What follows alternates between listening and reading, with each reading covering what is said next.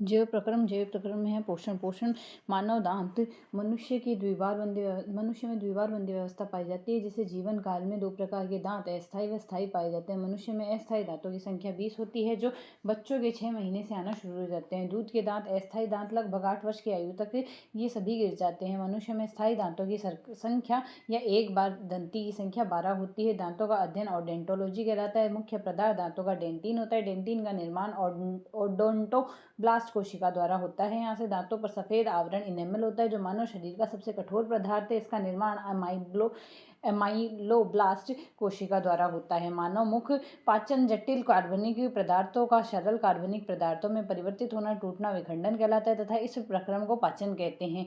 पाचन आहार जटिल पदार्थ से सरल पदार्थ बनते हैं। पाचक रस की सहायता से आहार नाल का अग्रभाग मुख से प्रारंभ होकर मुख गुहा में खुलता है। जिह्वा मुख गुहा के पृष्ठ भाग के अधर तल में फ्लेनुअल लिंगुअल द्वारा जुड़ा होता है। यहाँ से मुख में 2 मांसल होठों से घिरा होता है, जो मुख को खोलने व बंद करने तथा भोजन को पकड़ने में सहायक होते हैं। लार ग्रंथियां मुख में 3 जोड़ी लार ग्रंथियां होती है, जो लार स्रावित करती है। लार ग्रंथि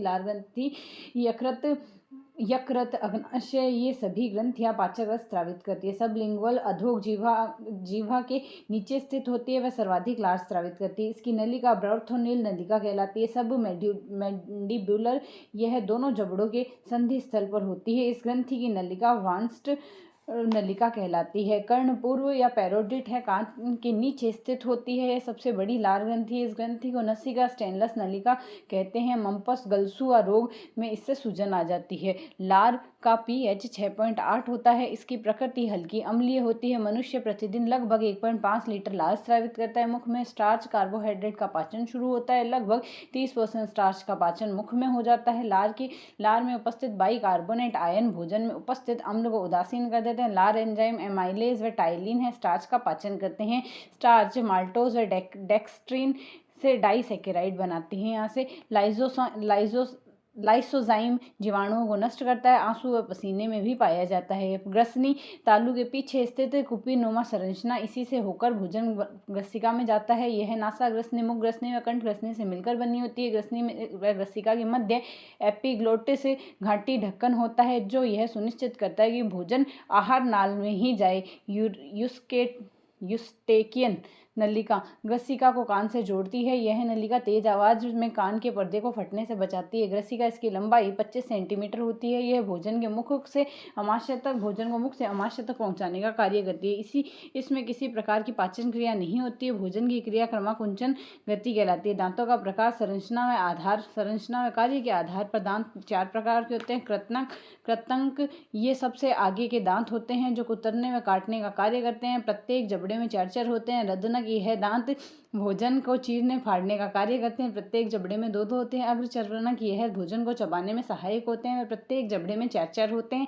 यह 10 से 11 वर्ष की आयु उम्र पूर्ण करने पर विकसित होते हैं। चर्वनक यह भी भोजन पकाने में चबाने में सहायक होते हैं। प्रत्येक जबड़े में 6 पाए जाते हैं। प्रथमतः यह 12 से 15 माह की उम्र में निकलते हैं। बच्चों में अग्रचर्वनक दांत उपस्थित होते हैं। मनुष्य में दंतसूत्र 2123/2123 होते हैं। मुख में भोजन की अवस्था बोलस कहलाती है। अमाशय में भोजन की अवस्था कायम कहलाती है। आंत में भोजन की अवस्था काइल कहलाती है। अमाशय संरचना आकार की अंग्रेजी के जे आकार के समान होता है। आहार नाल में सबसे चौड़ा भाग होता है। अमाशय भोजन का मंथन करने वाला यह एक प्रकार का अंग होता है। इसमें 3 भाग होते हैं। इसके कार्डियक जठरागम भाग ग्रसिका से जुड़ा होता है। ग्रसिका और जठरागम भाग के मध्य जठरागम अवरोधिनी होती है, भोजन को पुनः ग्रसिका में ले जाने से रोकती है। फंडस यह मध्य भाग होता है। सबसे बड़ा भाग सभी पाचक एंजाइम यहीं पर स्रावित होते हैं। इन जठर ग्रंथियों में जाइमोजम कोशिकाएं, पेप्सिनोजन तथा अम्लजन कोशिकाएं HCl स्रावित करती हैं। यहाँ से जठर निर्गमी भाग छोटी आंत के ग्रहिणी वाले भाग में जुड़ा होता है। ग्रहिणी व अमाशय के बीच जठर निर्गमी अवरोध होती है, जो भोजन को पुनः अमाशय में जाने से रोकती है। यहाँ से अमाशय का पाचन अमाशय में भोजन को मथा जाता है और इसमें जठर ग्रंथियां द्वारा स्रावित जठर रस मिलाया जाता है। अमाशय में भोजन लगभग 3 से 4 घंटे रहता है। यह मुख्यतः प्रोटीन का पाचन शुरू करता है, वह कार्बोहाइड्रेट्स का पाचन नहीं करता है। अमाशय ग्लूकोज, पानी व एल्कोहल व कई प्रकार की औषधियों को अवशोषित करता है। स्टारफिश तारा मछली कैल्शियम कार्बोनेट के कठोर कवच वाले जंतुओं को बाहर करती है। कवच खोल कर तारा मछली अपना अमाशय बाहर निकालती है। जंतु को अति कोमल अंगों में अंतर ग्रहण कर अमाशय को वापस शरीर के अंदर ले जाती है। ग्रहण किया गया भोजन शरीर के अंदर धीरे धीरे पचता रहता है। अमाशय में पाचन हेतु जठर रस स्रावित होता है। जठर रस की प्रकृति प्रबल अम्लीय pH 1.8 होती है। जठर रस म्यूकस, एंजाइम और HCl इनसे बनता है। एंजाइम में पेप्सिनोजन, रेजिन और गैस्ट्रिक लाइपेज है। म्यूकस यह अमाशय की दीवारों की रक्षा करता है तथा अमाशय का स्व पाचन से बचाता है। एंजाइम मुख्यतः प्रोटीन से बने होते हैं। पेप्सिनोजन यह निष्क्रिय रूप से स्रावित होता है। HCl में इसे सक्रिय पेप्सिन में बदलता है। पेप्सिन प्रोटीन की प्रोटियोम, पेप्टोन व पॉलीपेप्टाइड में बदल देता है। Protein pepsin plus HCl proteose, peptone व पॉलीपेप्टाइड है। यहाँ से रेनिन मानव शिशुओं की जठर रस में उपस्थित होता है तथा दूध में पाए जाने वाले कैसीन प्रोटीन का पाचन करता है। गैस्ट्रिक लाइपेज यह वसा के पाचन हेतु कमजोर एंजाइम होता है किंतु यह वसा का अपघटन कर देता है। HCl हाइड्रोक्लोरिक अम्ल यह भोजन को अम्लीय बनाता है। निष्क्रिय पेप्सिनोजन को सक्रिय पेप्सिन में बदलता है। भोजन के साथ प्रवेश करने वाले हानिकारक जीवाणुओं को नष्ट करता है। यह ज्यादा मात्रा में स्रावित होने पर पेट में अम्लता बढ़ा देता है। इसके इलाज हेतु एंटाएसिड का प्रयोग किया जाता है जैसे MgOS ट्राइस मिल्क ऑफ मैग्नीशिया।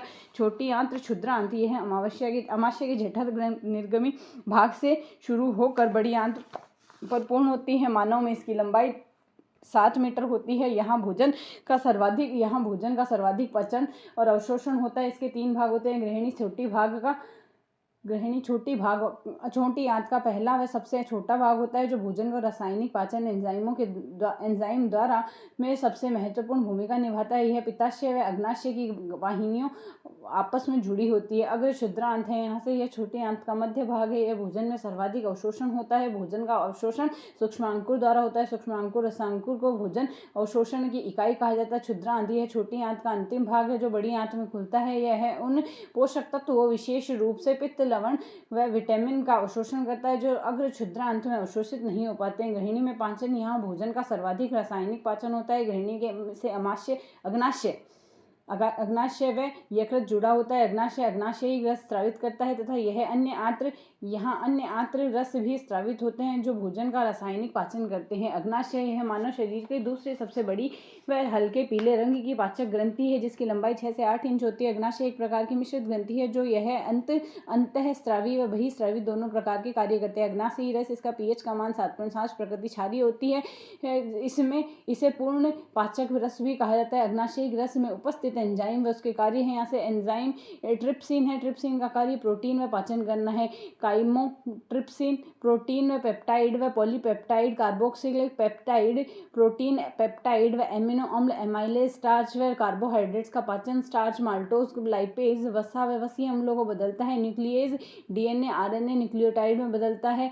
यकृत, जिगर, लीवा, कलेजा यकृत गहरे लाल भूरे रंग की पाचक ग्रंथि है। इसका वजन 1.2 से 1.3 किलो होता है। यह मानव शरीर की सबसे बड़ी पाचक ग्रंथि है। शरीर का सबसे बड़ा भीतरी अंग है। यह शरीर की रसायनशाला मुख्य उपापचयी अंग कहलाता है। यह शरीर में डायफ्राम तनपुट के पीछे दाईं तरफ उपस्थित होती है। यकृत का निर्माण यकृत कोशिकाओं द्वारा होता है जो कि यकृत की संरचनात्मक और क्रियात्मक इकाई है। शरीर की सबसे अधिक पुनरुत्भवन की क्षमता यकृत में होती है। इसमें कुफुर कोशिकाएं पाई जाती है जिसे महाभक्षकाणु मैक्रोफेज कहते हैं। यह जीवाणुओं तथा जीर्ण शीर्ण RBC का विघटन करती है। यकृत का कार्य पित्त रस का निर्माण करना जिसका संचय पित्ताशय में होता है। ग्लूकोज को ग्लाइकोजन के रूप में परिवर्तित करना होता है। ग्लूकोज को ग्लाइकोजेनेसिस से या ग्लाइकोजिनाइसिस से ग्लाइकोजन में परिवर्तित करता है। हिपैरिन का निर्माण करता है। रक्त को जमने से रोकता है। यह विटामिन A का संचयन व संश्लेषण करता है तथा विटामिन D व B का संचयन करता है। यकृत कोशिकाएं यूरिया का संश्लेषण करती है। यकृत भ्रूणावस्था में रुधिर उत्पादन का कार्य करता है। पित्त रस, इसके pH का मान 7.8 प्रकृति क्षारीय होती है। भोजन को क्षारीय माध्यम प्रदान करता है। इसमें कोई भी पाचक एंजाइम नहीं होता है। यह वसा का पायसीकरण कर देता है ताकि एंजाइम पायसीकृत वसा पर तेजी से कार्य कर सके। पित्त रस वसा के पाचन में महत्वपूर्ण भूमिका निभाता है। बड़ी आंत बृहदांत्र है। यहाँ से आहार नाल के अंतिम भाग होता है जिसका व्यास अधिक होता है। इसकी लंबाई लगभग 1.5 मीटर होती है। बड़ी आंत का मुख्य कार्य जल व खनिज लवणों का अवशोषण करना है। बृहदांत्र में अनेक सहजीवी जीवाणु होते हैं जो अपचयित भोजन को किण्वन द्वारा सरलीकृत कर पाचन में मदद करते हैं। बड़ी आंत के अंतिम भाग है अधनाल। इसी से नीचे भीतर की ओर 4-5 इंच लंबी नली के आकार का अंग निकला होता है, जिसे कृमि रूप में परितोषिका कहते हैं। बृहदान्त्र पचित भोजन में मुख्यतः जल व खनिज लवणों का अवशोषण करता है। मलाशय आहार नाल के अंतिम भाग मलद्वार से जुड़ा होता है। अपशिष्ट भोजन का उत्सर्जन करता है। पोषण सजीवों द्वारा भोजन ग्रहण करने व इनका उपयोग करने की विधि पोषण कहलाती है। पोषण एक जटिल प्रक्रम है। इसके निम्न चरण होते हैं: अंतर्ग्रहण, पाचन, अवशोषण, स्वांगीकरण, निष्कासन है। आंतरिक रस का कार्यस्थल छोटी आंत है। आंतरिक रस से विभिन्न एंजाइम स्रावित होते हैं। इनमें निम्न कार्य है: माल्टेज माल्टोज को ग्लूकोज में बदलता है, लैक्टेज लैक्टोज को ग्लूकोज में, सुक्रेज सुक्रोज को ग्लूकोज में, लाइपेज वसा को अवसीय अम्लों व ग्लिसरॉल में बदलता है, न्यूक्लियस न्यूक्लिक अम्ल व न्यूक्लियोटाइड को न्यूक्लियोसाइड व शर्करा में बदलता है। डाइपेप्टाइड्स है, डाइपेप्टाइड्स को एमिनो अम्ल, फॉस्फेट है, न्यूक्लियोटाइड को नाइट्रोजनी क्षारक व राइबोज में बदलता है। प्रकाश संश्लेषण, पादपों में खाद्य संश्लेषण के प्रक्रम को प्रकाश संश्लेषण कहते हैं। इस क्रिया द्वारा पादप वातावरण में उपस्थित कार्बन डाइऑक्साइड को प्रकाश की उपस्थिति में पर्णहरित की सहायता से भोजन बनाते हैं। बदले में जीवनदायी गैस ऑक्सीजन उपलब्ध कराते हैं। हरे पेड़ पौधे सूर्य से प्राप्त प्रकाश का उपयोग करके रासायनिक ऊर्जा को परिवर्तित करते हैं। यह ऊर्जा एडिनोसिन ट्राइफॉस्फेट एटीपी व अपचयित निकोटिनामाइड एडेनिन डाइफॉस्फेट के रूप में संचित होती है। प्रकाश संश्लेषी वर्णक यह प्रकाश संश्लेषी जीव प्रकाश और ऊर्जा को उसे रासायनिक ऊर्जा में परिवर्तित कर देते हैं। यह कार्य वर्णकों द्वारा किया जाता है। हिकल नामक वैज्ञानिक ने इन्हें प्लास्टिड्स लवक नाम दिए थे। यह लवकों तथा प्रोकैरियोटिक जैसे जीवाणु तथा नील हरित शैवाल को छोड़कर सभी पादपों में पाए जाते हैं। हरित लवक ये हरे रंग के लवक होते हैं। इनका हरा रंग इसमें पाए जाने वाले वर्णक वर्ण हरित के कारण होता है। इनका कार्य प्रकाश संश्लेषण द्वारा भोजन का निर्माण करना। हरित लवक में दो स्पष्ट क्षेत्र होते हैं: पिठिका या स्ट्रोमा और ग्रेना स्ट्रोमा। यह हरित लवक की पिठिका बनाता है। इसमें प्रोटीन संश्लेषण करने वाले राइबोसोम बिखरे रहते हैं। प्रकाश संश्लेषण को अप्रकाशिक अभिक्रिया स्ट्रोमा के इसी भाग में होती है। ग्रेना हरित लवक में इस भाग में प्रकाश संश्लेषण की प्रकाशी की अभिक्रिया संपन्न होती है। इस प्रत्येक हरित लवक में 40 से 60 ग्रेना होते हैं। ग्रेनम क्षेत्र में पट्टिकाएं सिक्कों के ढेर की भांति एक दूसरे पर व्यवस्थित रहते हैं। इन्हें थाइलेकाइड्स कहते हैं। उच्च पौधों में हरित लवक में 4 प्रकार के वर्णक पाए जाते हैं। 2 प्रकार के हरे वर्णक जिन्हें क्लोरोफिल ए व बी कहते हैं। नारंगी व पीले रंग के वर्णक जिन्हें क्रमशः कैरोटीन व जेंथोफिल कहते हैं। प्रकाश संश्लेषण की क्रियाविधि। प्रकाश संश्लेषण की समग्र क्रिया को निम्नलिखित समीकरण द्वारा प्रदर्शित करते हैं। 6CO2 + 12 H2O से प्रकाश हरित द्वारा C6H12O6 + 6H2O + 6O2 आएगा। प्रकाश संश्लेषण की क्रिया मुख्य रूप से 2 चरणों में संपन्न होती है: प्रकाशिकी अभिक्रिया और अप्रकाशिकी अभिक्रिया। प्रकाशिकी अभिक्रिया इस क्रिया के अंतर्गत सूर्य की विकिरण की उपस्थिति में प्रकाश ऊर्जा को रासायनिक ऊर्जा में परिवर्तन होता है। इसमें निम्न प्रमुख क्रियाएं होती है: कुछ निश्चित तरंगदैर्घ्य के प्रकाश पर्णहरित द्वारा अवशोषण होता है, पर्णहरित का उत्तेजन, जल का प्रकाशिकी अपघटन, ऑक्सीजन का निकलना, रासायनिक ऊर्जा के परिवर्तन जिनके अंतर्गत एटीपी के रूप में ऊर्जा का संग्रहण, NADPH का निर्माण व संश्लेषण। यह चरण प्रकाश ऊर्जा का निर्माण करता है। इसे प्रकाश अभिक्रिया व प्रकाश रासायनिक अभिक्रिया कहते हैं। प्रकाशिकी अभिक्रिया प्रकाश संश्लेषण में इस क्रिया में संश्लेषण होता है, जिसके फलस्वरूप कार्बन डाइऑक्साइड से कार्बोहाइड्रेट का निर्माण होता है। इस क्रिया में प्रकाश की आवश्यकता नहीं होती है। इसे अप्रकाशिकी अभिक्रिया कहते हैं। यह क्रिया हरित लवक के स्ट्रोमा भाग में होती है। इस क्रिया में कार्बन डाइऑक्साइड का स्थिरीकरण व अपचयन होता है, जिसके फलस्वरूप प्रथम उत्पाद फास्फोग्लिसरिक अम्ल PGA व 3 कार्बन अणु होने के कारण C3 चक्र कहते हैं। इसे केल्विन चक्र कहते हैं। बाह्य कारक इसमें प्रभावित करने वाले बाह्य कारक और आंतरिक कारक तो पर्णहरित प्रकाश संश्लेषण को प्रभावित करने वाले बाह्य कारण है सूर्य का प्रकाश, CO2, O2, ताप व जल है। यहाँ से पादपों में खाद्य पदार्थों के संश्लेषण इनकी पत्तियों में होता है। सभी कच्चे पदार्थ जल व खनिज लवण जड़ों द्वारा अवशोषित किए जाते हैं। तने वाहिकाओं के माध्यम से पत्तियों तक पहुंचाए जाते हैं। पत्तियों की सतह पर उपस्थित सूक्ष्म रंध्रों में वायु उपस्थित कार्बन डाइऑक्साइड गैस प्रवेश करती है व यह रंध्र द्वारा रक्षक कोशिकाओं द्वारा घिरे होते हैं। इसे छिद्र रंध्र या स्ट्रोमा कहते हैं। पत्तियों में उपस्थित हरा वर्णक क्लोरोफिल जो सौर ऊर्जा के संग्रहण में पत्तियों की सहायता करता है। पौधों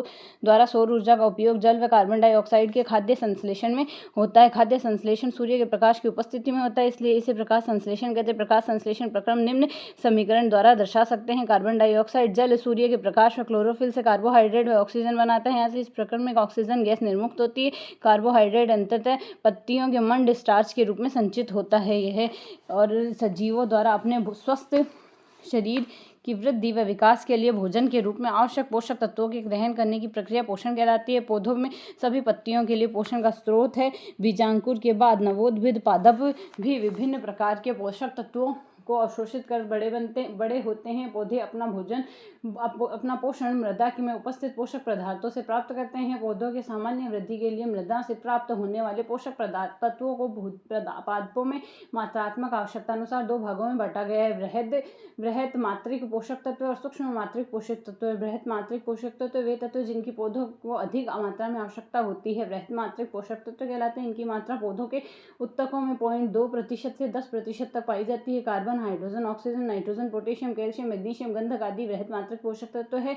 इनको दो भागों में बांटा गया है। प्राथमिक पोषक तत्व नाइट्रोजन, फास्फोरस और पोटेशियम। द्वितीयक में आएंगे यहाँ से कैल्शियम, मैग्नीशियम और गंधक है। सूक्ष्म मात्रिक पोषक तत्व मृदा में उपस्थित कुछ खनिज लवणों की पादपों की स्वस्थ वृद्धि के लिए अल्प मात्रा आवश्यक होती है। सूक्ष्म मात्रिक पोषक तत्व की पादप उत्तकों में 0.02% से कम होती है, लेकिन इनकी अत्यल्प मात्रा पादपों के लिए आवश्यक है, अर्थात इनकी अत्यल्प मात्रा में पौधों की सामान्य वृद्धि प्रभावित होती है। जिंक, तांबा, मैग्नीज, लोहा, बोरोन, मोलिब्डेनम, क्लोरीन, निकल सूक्ष्म मात्रिक पोषक तत्व की श्रेणी में आते हैं। इनमें से किसी भी तत्व की कमी होने पर पौधे रोगग्रस्त हो जाते हैं। वे पादप जो सूर्य के प्रकाश में अपना भोजन स्वयं बनाते हैं स्वयंपोषी कहलाते हैं। वह पोषण की विधि स्वयंपोषण कहलाती है। शैवाल भी प्रकाश संश्लेषण द्वारा अपना भोजन स्वयं बनाते हैं। कुछ पादपों में क्लोरोफिल नहीं पाया जाता है, इस कारण यह अपना भोजन स्वयं नहीं बना पाते हैं। अमरबेल परजीवी पादप होते हैं। वृक्ष के तने व शाखाओं पर पीले रंग के तंतु लिपटे हुए दिखाई देते हैं। ये पीले तंतु अमरबेल नामक पादप कहलाते हैं। इसमें क्लोरोफिल नहीं पाया जाता। यह अपना भोजन उस पेड़ परपोषी पादप में से प्राप्त करते हैं जिस पर यह लिपटा रहता है। अमरबेल, कस्कुटा जैसे पादप को जो अन्य वृक्ष व पादपों से अपना भोजन प्राप्त करते हैं, यह परपोषी पादप व अमूल्य पोषकों से वंचित कर देते हैं। इन्हें परजीवी कहते हैं तथा यह वह वृक्ष या पादप इनमें जिसमें परजीवी अपना भोजन बनाते हैं परपोषी कहलाते हैं। परपोषी कहलाते हैं वे पौधे ऐसे पौधे जो जीवित रहने के लिए कीटों को पकड़ते हैं तथा उन्हें पचा लेते हैं। कीट भक्षी पादप कहलाते हैं। ड्रोसेरा, डायोनिया, यूट्रिकुलेर या घटपर्णी पादप है। कीट भक्षी पादप आंशिक विषमपोषी होते हैं, अर्थात कीटों को अलावा प्रकाश संश्लेषण से भी पोषण प्राप्त करते हैं। नेफेथिस इसे घटपर्णी पादप फीचर प्लांट कहा जाता है। घटपर्णी पादप में घड़े घट के समान दिखाई देने वाली संरचना वास्तव में पत्ती के रूपांतरित भाग होता है। पत्ती का शीर्ष भाग घड़े के ढक्कन बनाता है। घड़े के अंदर रोम जैसी संरचनाएं में पाचक रस पाए जाते हैं जिसमें कीटों का पाचन होता है।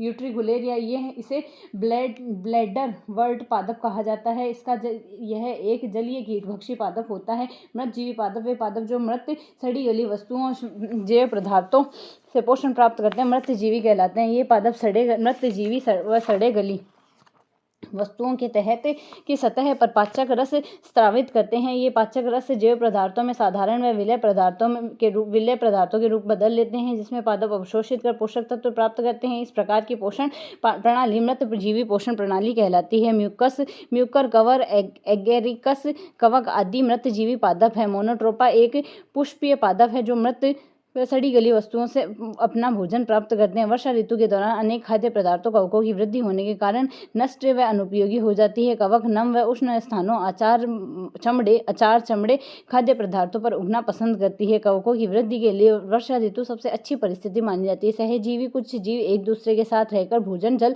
पोषक तत्व व रहने के स्थान आपस में बांटते हैं। इस प्रकार के जीवन को सहजीवन तथा साथ साथ रहने वाले पादपों को सहजीवी पादप कहते हैं। लाइकेन, शैवाल व कवक सहजीवी का प्रारूपिक उदाहरण। इस प्रकार सहजीवी संबंध में शैवाल कवक को भोजन तथा कवक शैवाल को आपस में को आवास, जल व पोषक तत्व प्रदान करते हैं। फलीदार पादप चना, मटर, मूंग, सेम की जड़ों में पाया जाने वाला राइजोबियम जीवाणु सहजीवी संबंध का उदाहरण है। यहाँ से नाइट्रोजन जैसे अगर खनिज देखें, नाइट्रोजन इसका स्रोत है। यहाँ से सर्वाधिक मात्रा में आवश्यक है। यह और अधिकतर मृदा से प्राप्त करते हैं। रासायनिक उर्वरक के रूप में यूरिया मुख्य स्रोत है। इसकी कमी से पत्तियों में हरिमाहीनता हो जाती है। क्लोरोसिस पर्णहरित नष्ट हो जाता है।